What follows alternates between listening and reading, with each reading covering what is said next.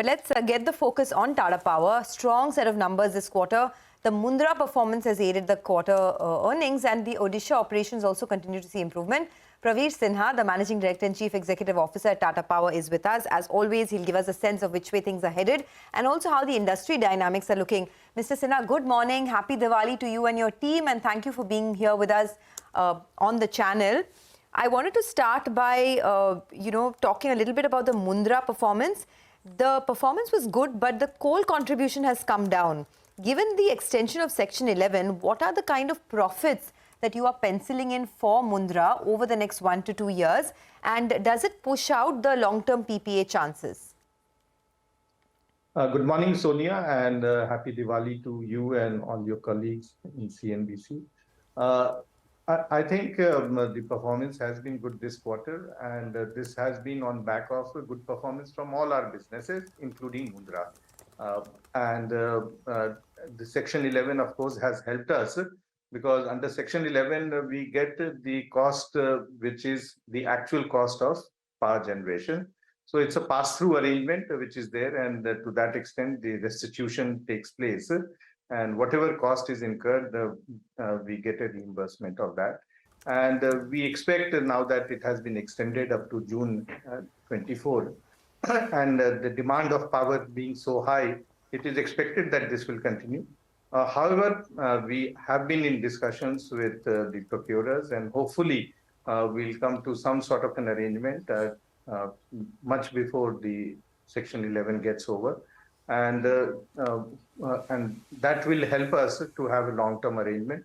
Nonetheless, the Section 11 will be there for quite some time, considering that there is a huge growth in demand, and we have seen last 2 years the growth has been 10% each year.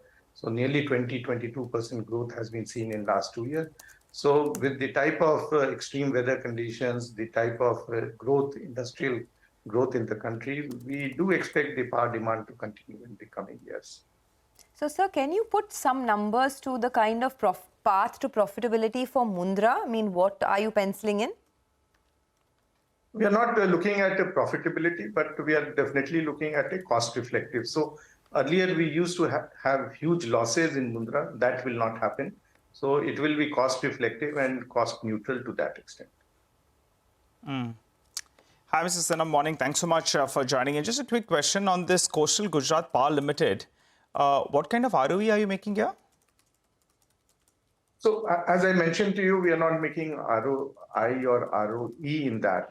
It's a cost reflective. So today there is no negative cost on operation of Mundra, which we were because of the increase in coal prices. We were not getting the full pass through as per the original PPA. Mr. Sinha, we'll just come back to specific segments of your business in a bit, but good morning, Prashant here. The union governments recently organized a 2-day conference with states on laying out the roadmap for meeting power demand, etc. And the power minister, the union power minister, Mr. R.K. Singh, there's a PIB release. He basically said that we need 80,000 megawatt of sort of thermal power construction, which needs to happen to meet future demand. And of course, I mean, the minister said very categorically that we will not shy away from coal-based power to meet this demand, because even as they kind of sort of aspire to meet all the sort of COP targets and what we've committed to, etc. So in that context, Mr. Sinha, I mean, power is a very sort of, closely aligned with government policy and with the government push, etc., thrust, etc. Are we looking at a big thermal cycle? We've spoken about this in the past, but since this just happened 2 or 3 days back, just wanted your thoughts. I have not seen the details of it on what basis, but as you know, we also have a very ambitious plan in the country to have 500 gigawatt of clean energy by 2030. And that also means that 300 gigawatt of clean energy will come between now and 2030. And within Tata Power also, we have a very ambitious plan to add green capacity. We already have 5,300 megawatt of green capacity right now. And another 3,700 is under implementation. This also does not include the 2,800 megawatt of pumped hydro. So what we are trying to do is come up with good solutions, unique solutions, where we will be able to give 24/7 green energy, and a hybrid of solar, wind, and pumped hydro can be a very, very good alternate. So our plan is that we will go the route of clean energy solutions and give 24/7 clean energy, and that's the way we will implement our projects in future. Okay, that's interesting because I mean, if I read from the minister's comments, he says that we need about 80,000 megawatts of thermal capacity under construction, and he says all this capacity addition is being done through the public sector. Private sector investment has not started coming, but I'm quite certain that private sector investment will come. But you're saying that the preference for Tata Power will be renewable. I mean, that will be the big thrust in terms of sort of meeting power demand, the broader goals, the bigger goals.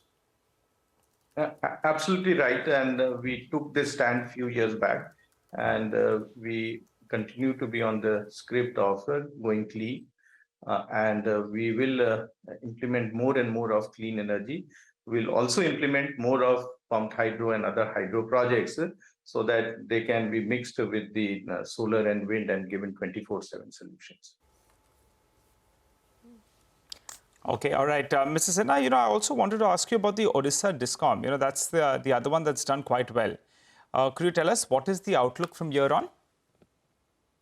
So Odisha Discom, we've done a lot of improvements in terms of not only reliability of power, but also customer services. The ERP has been implemented, and many of the billing solutions which were not there earlier have been implemented, and we have now a better line of sight in terms of billing to all the consumers who were not earlier in the consumer net. We've changed nearly 25 lakh meters in last 3 years. And to that extent, the accuracy of billing and correct billing is being ensured. So we do expect that many of the initiatives that we have taken will get stabilized in the next 6 months, and the results will start coming in the next year onwards. So we do expect a huge amount of improvement that you would see in the Odisha Discoms going forward. And the results of many of the initiatives will be there for us to see. Okay, I want to understand a little bit about the solar business also, because the solar EPC margins so far have been muted, but the order book is very strong for Tata Power. So just wanted to understand, is there a lot of raw material price fluctuation? And given the timelines of the upcoming CELU and the module plant, can you tell us, do you have scope to take the margins up further? If yes, what is the kind of band that you're looking at in the solar EPC business? So if you remember last year, the prices of modules had gone up and many of the projects were slowed down.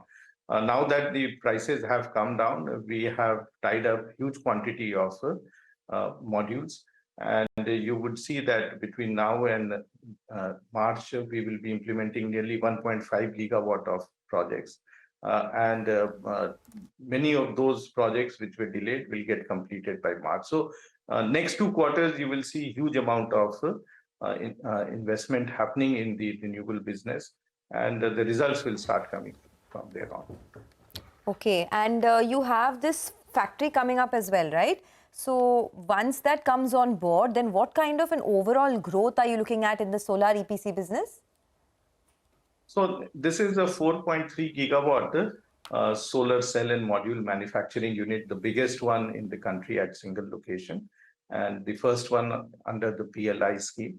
And the objective is that majority of our requirement for our, whether it is for utility scale or third-party EPC or rooftop, will come from this plant. And to that extent, we'll have much better visibility on the cost of the solar modules and also control on the quality of solar modules. There would be some extra quantity available with us, which of course we will be either selling it internally or also exporting. So come next March, April, we'll see a huge amount of capacity coming from this plant. And we do expect by then that the visibility and the control on cost will improve drastically. Okay, all right. Mr. Sinha, thanks a lot for joining in. Once again, happy Diwali to you. And thanks for being with us here on the channel. Let's slip in.